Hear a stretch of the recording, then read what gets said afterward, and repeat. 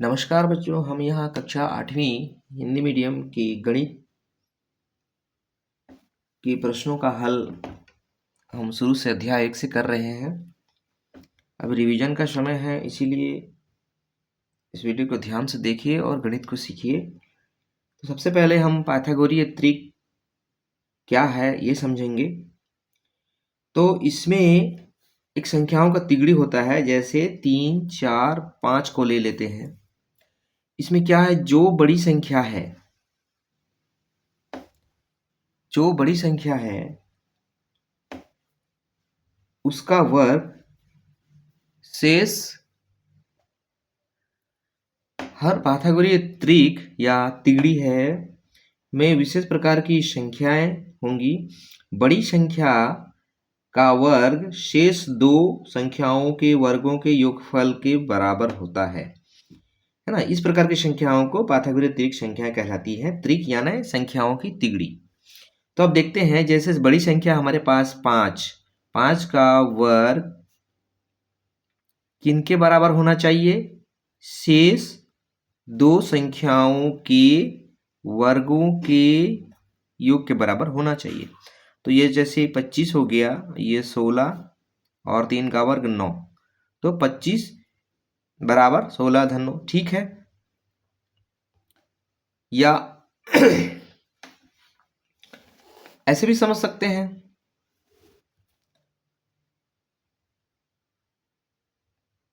5 के वर्ग में उससे छोटी संख्या का वर्ग करेंगे तो शेष जो संख्या होगी उस संख्या के वर्ग के बराबर होगी। यानी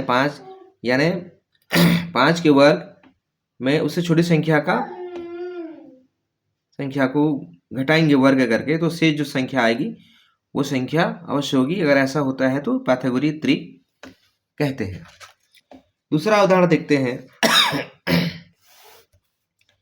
6, 8, 10। इसमें सबसे बड़ी संख्या 10 का वर्ग किन दो संख्याओं के वर्ग के बराबर होगा? 8 के वर्ग धन 6 के वर्ग के बराबर होगा। तो ये 10 के वर्ग का 100 हो गया और ये 64 धन 36 यानी 100। ठीक है। अगला उदाहरण है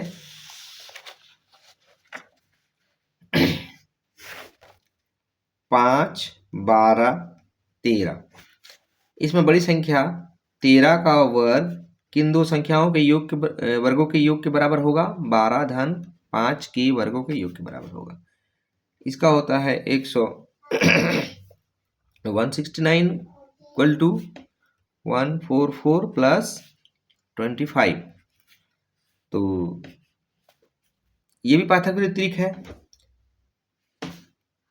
ठीक है। अब अगला सवाल, जैसे अभ्यास 1 में दिया है 8, 15 और 17। इसमें चेक करते हैं। इसमें देखिए, हम जितने भी देखे हैं सब क्रमागत संख्या है। ये क्रमागत माने 4, 5 और 6, 8, 10 है ना। 6, 8, 10, तो ये सम संख्याएं में ये क्रमागत संख्या है 8, 10। इसमें 12, 13 क्रमागत है। इसमें ऐसा कुछ नहीं दिख रहा है, तो ये पाइथागोरस त्रिक नहीं है। चलो एक बार देख लेते हैं सत्यापन करके कि क्या होगा। 17 का वर्ग क्या 15 के वर्ग और 8 के वर्ग के बराबर होता है? तो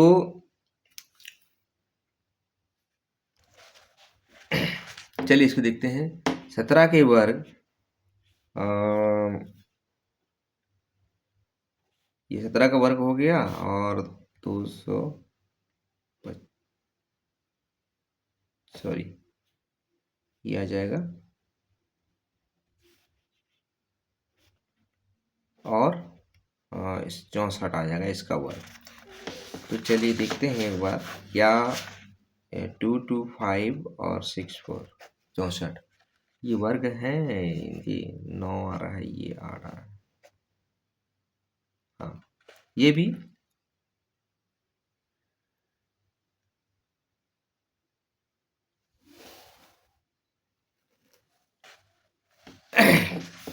ये भी पाइथागोरस त्रिक है। ठीक है, और एक सवाल और लेते हैं।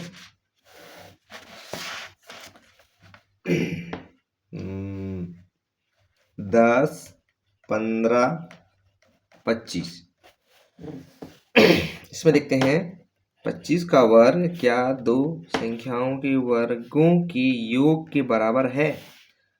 तो ये 625 आ जाएगा और ये 225 धन 100, तो 325 आ रहा है। ये टोटल, इसका टोटल 325 आ रहा है। तो 625 बराबर नहीं है 325 के। ठीक है, ये दोनों 225 और 100 325 है ना।